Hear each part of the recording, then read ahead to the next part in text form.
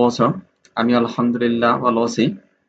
আজকে আমি নবম শ্রেণীর ডিজিটাল প্রযুক্তি শিক্ষণ অভিজ্ঞতা ৪ সমস্যা সমাধানের প্রোগ্রামিং নিয়ে আলোচনা করব। তো এটা তোমাদের পাঠ্য বইয়ে ১০২ নাম্বার পেজ। আজকের এই অনলাইন ক্লাসে তোমাদের সবাইকে স্বাগতম। তো আমরা দেখি সমস্যা সমাধানের প্রোগ্রামিং। আসলে কেন প্রোগ্রামিংটা কেন? প্রোগ্রামিংটা হচ্ছে আমরা কম্পিউটারের মাধ্যমে চাইলে যে কোনো সমস্যা সমাধান করতে পারি, সহজেই সমস্যা সমাধান করতে পারি। সেই সমাধান করার জন্য আমাকে প্রোগ্রামিং করতে হবে। তো এখানে ১০২ নম্বর পেজে দেখো দেওয়া আছে কোন যন্ত্রকে দিয়ে একটি বাস্তব সমস্যাকে সমাধানের জন্য চমৎকার একটি উপায় হলো প্রোগ্রাম ডিজাইন করা। যন্ত্রকে আমাদের সমাধানের ধাপগুলো বোঝানোর জন্য প্রথমে দরকার যন্ত্র বুঝতে পারে এমন যে কোনো একটি প্রোগ্রামিং ভাষায় পুরো প্রোগ্রামটি ডিজাইন করা। তাহলে ওই প্রোগ্রাম অনুসরণ করে যন্ত্র সেই অনুযায়ী কাজ করতে পারে। এই শিখন অভিজ্ঞতায় আমরা দেখব একটি সমস্যা যদি বারবার ঘটে বা বারবার সমাধান করার দরকার হয় তাহলে সেটি আমরা প্রোগ্রামিং এর মাধ্যমে কিভাবে সমাধান করতে পারি।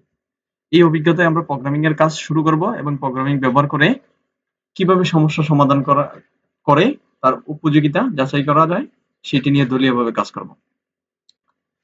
তা আমরা যদি সেশন ১ এ দেখি প্রোগ্রাম ডিজাইনের সূচনা, আসলে প্রোগ্রাম ডিজাইনের সূচনাটা কেন হইল বা প্রোগ্রাম ডিজাইনের জিনিসটা কেন আসলো? তা আমরা শুরুতেই বলছি যে কম্পিউটারকে দিয়ে আমরা চাইলে যেকোনো সমস্যা সহজেই সমাধান করতে পারি। আর সেই সমস্যার সমাধান করতে হলে আমাকে কম্পিউটারকে কি করতে হবে? নির্দেশ দিতে হবে।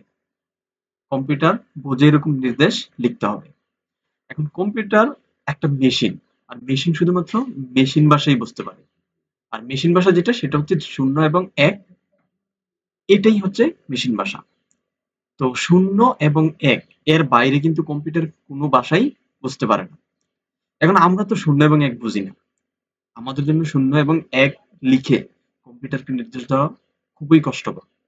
তাহলে আমরা কিভাবে কম্পিউটারের সাথে যোগাযোগ করব? তো এই সমস্যাটা সমাধান করার জন্য এমন কিছু ভাষা আছে যেখানে ওই ভাষার রীতিনীতি অনুসরণ করে নির্দেশ লিখলে কম্পিউটার সেই ভাষাকে সহজেই নিজের বোঝার উপযোগী হিসেবে রূপান্তর করে নিয়ে নির্দেশগুলো বুঝতে পারে। এই ভাষাগুলোকে বলা হয় প্রোগ্রামিং ভাষা। মানুষ নিজেদের মধ্যে কথা বলার জন্য বাংলা, ইংরেজি, ফ্রেঞ্চ, ল্যাটিন, স্প্যানিশ ইত্যাদি কত রকমের ভাষা ব্যবহার করে। ঠিক তেমনি অনেক রকম প্রোগ্রামিং ভাষা আছে, যেমন C, C plus plus, Java, Python, Ruby, এরকম আরো অজস্র প্রোগ্রামিং ল্যাঙ্গুয়েজ আছে যেগুলো দ্বারা আমরা চাইলে কি কম্পিউটারের সাথে যোগাযোগ করতে পারি বা প্রোগ্রামিং লিখে কম্পিউটারকে নির্দেশ দিতে পারি। তো আমরা আজকে পাইথন নিয়ে আলোচনা করব। তো পাইথন নিয়ে আলোচনা করার আগে দেখো আমরা এটাকে প্রোগ্রামিং ল্যাঙ্গুয়েজটা কিভাবে কাজ করে সেটা নিয়ে একটু দেখি।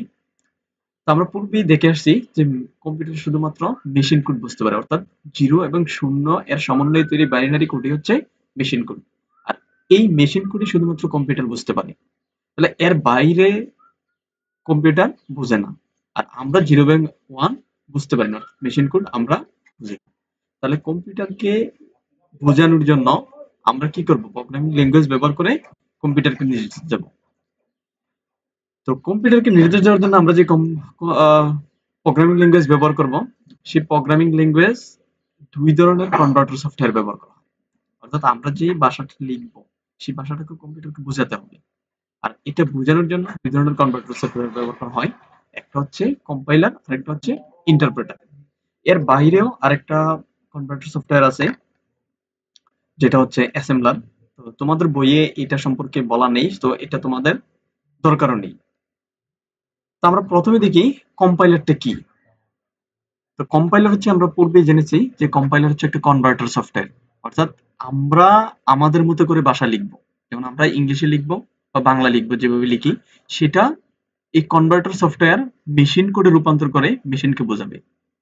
দেন মেশিন ওই নির্দেশটাকে নির্দেশ মতো কাজ করে আমাদেরকে ফলাফল প্রেরণ করবে।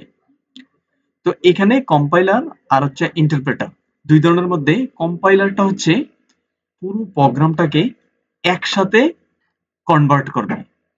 অর্থাৎ পুরো প্রোগ্রামটাকে একসাথে মেশিন ভাষায় রূপান্তর করবে। দেন মেশিন ওই পুরো প্রোগ্রামটাকে একসাথে এক্সিকিউট করে ফলাফল দিবে। আর ইন্টারপ্রেটার হচ্ছে, দেখো ইন্টারপ্রেটার কি?